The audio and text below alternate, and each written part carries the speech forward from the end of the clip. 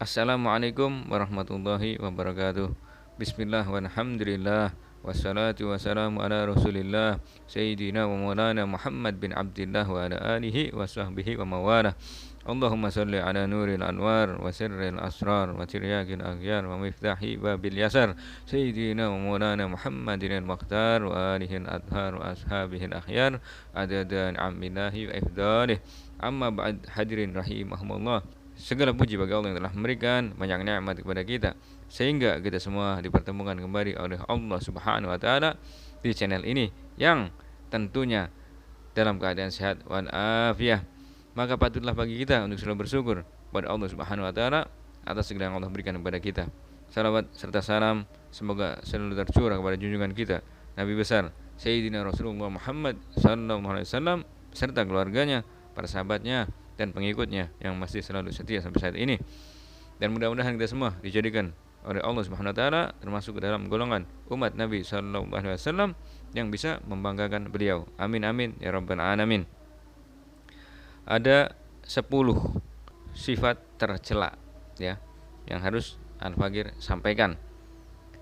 Yang pertama, banyak makan. Karena makan dan minum yang berlebihan maka akan mengakibatkan malas, lemah, dan banyak tidur, dan menyebabkan kita lalai daripada ibadah dan berzikir kepada Allah Subhanahu wa taala. Kemudian yang kedua, banyak bicara, yaitu banyak bicara banyak salahnya, banyak salahnya banyak dosanya, yaitu kalau orang yang banyak bicara. Next, pemarah, marah yang bukan pada tempatnya dan tanpa sebab yang munasabah. Jadi ketika dia berada di mana-mana maunya marah aja dia nih bawaannya. Dalam kendaraan misalnya marah-marah terus ataupun ya tidak pada tempatnya lah. Intinya seperti itu ya.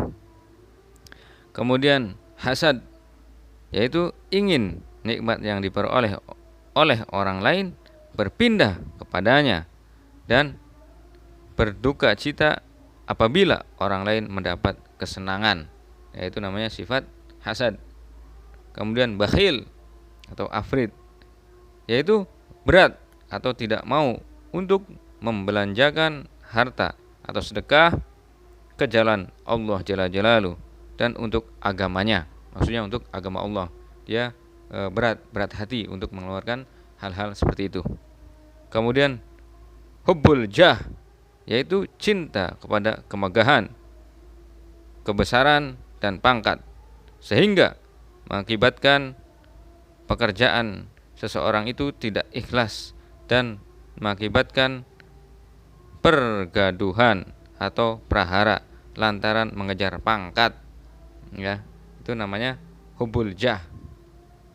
Kemudian hubbud dunya, yaitu gemar hidup dalam kesenangan dan kemewahan hidup. Kesenangan duniawi yang membawa lupa daripada mengerjakan kewajiban kepada Allah Jalla Jalaluhu. Ya, kita dikasih nikmat banyak harta, tapi kita lupa untuk beribadah kepada Allah Subhanahu wa taala. Itu namanya hubbud dunya. Boleh kita kaya, tapi jangan dimasukkan ke hati, hanya di genggaman tangan saja. Itu baru ajib jika kita bisa mempunyai hati seperti itu.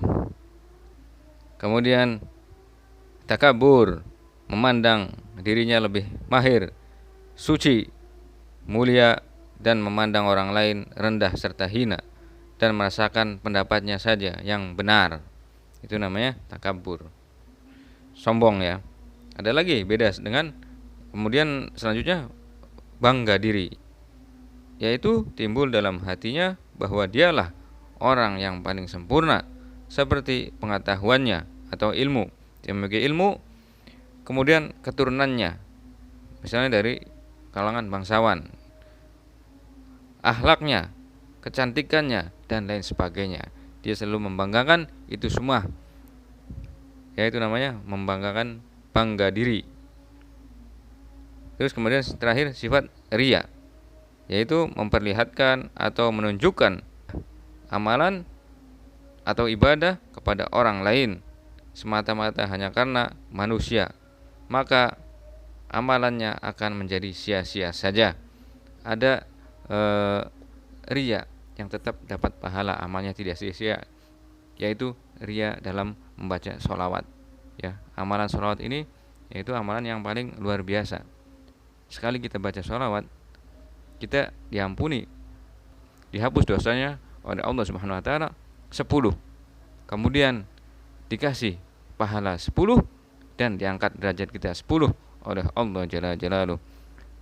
Dikala kita membaca sholawat dalam keadaan riya, misalnya ingin dilihat orang bahwa kita ini ahli sholawat, kita kenceng-kencengin baca sholawatnya, Allahumma sholli ala sayyidina Muhammad atau sallallahu alaihi Muhammad atau sholawat yang lainnya, sehingga orang lain mengetahui bahwa kita itu ahli sholawat. Dengan kerasnya ucapan kita tadi, itu tetap kita mendapat pahala dari Allah Subhanahu Wa Taala, bukan ibadah yang sia-sia. Itulah keistimewaan daripada sholawat.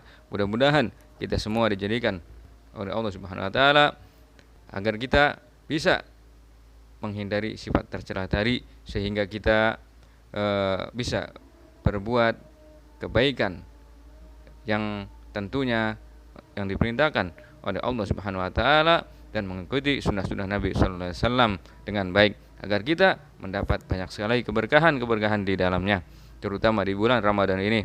Ya, amin amin ya rabbal alamin. Itu saja yang dapat Anda sampaikan. Semoga bermanfaat. Kurang lebihnya Anda minta maaf. Wabillahi taufik wal hidayah. Wassalamualaikum warahmatullahi wabarakatuh.